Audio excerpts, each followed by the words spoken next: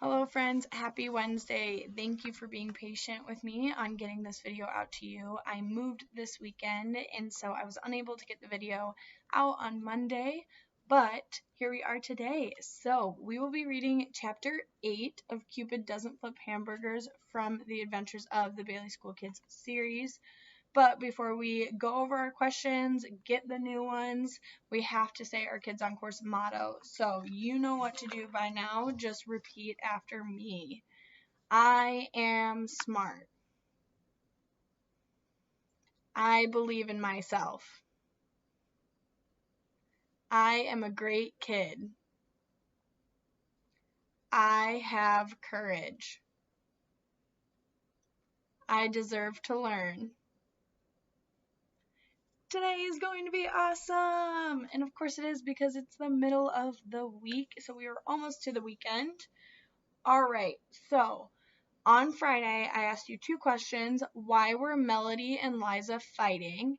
And Melody and Liza were fighting over Howie because they were arguing about who does Howie like more, and they've suddenly developed feelings for him. And question 2, how did Howie respond to the fight? And Howie didn't want to hurt either of his friends' feelings, so he said, of course he likes them both, they're his friends. So, we have two questions that we're going to be asking. It's kind of three, but one of the questions goes along with questions 1. So, does Howie believe that Mrs. Rosenblum is Cupid, and why? Does Howie believe that Mrs. Rosenblum is Cupid, and why? And question 2, how do the boys plan to cure the love sickness at Bailey Elementary? How do the boys plan to cure the love sickness at Bailey Elementary?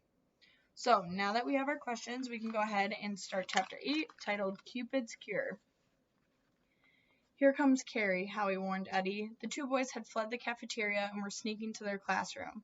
They ducked into the gym before Carrie spotted them. Now do you believe Mrs. Rosenblum is Cupid? Eddie asked, and that she invaded Bailey Elementary armed with love potion cookies? Howie didn't want to admit that Eddie was right, but he was still shaking from Liza and Melody's fight. But where are Cupid's arrows? I figured it out, Eddie said. Instead of shooting people with arrows, Mrs. Rosenblum is sticking them with those silly heart buttons. She only gives them to victims who eat one of her special cookies. All we have to do is stay away from people with those buttons. You can see the boys talking about the situation going on at the school. We can't run from everyone with those buttons for the rest of our lives, Howie said. Of course not, Eddie told him. Just until school is over today. Then what will we do? Howie asked. Carrie's hunting you down like a cat hunts mice, and I'm about to lose 2 friends, and if Mrs. Jeepers gets her fangs into Principal Davis, we'll really be doomed. Can you imagine Dracula for a principal? We have to figure something out soon.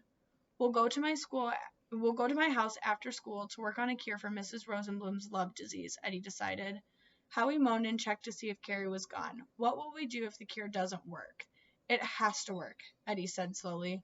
Our happiness depends on it. For the rest of the day, Howie and Eddie avoided anyone wearing heart buttons. It wasn't easy to do. It seemed like half the school was wearing them. During social studies, Carrie tried to pass Eddie a love note, but Eddie just knocked it on the floor. Liza and Melody snapped at each other during science, and Howie thought they were going to start fighting.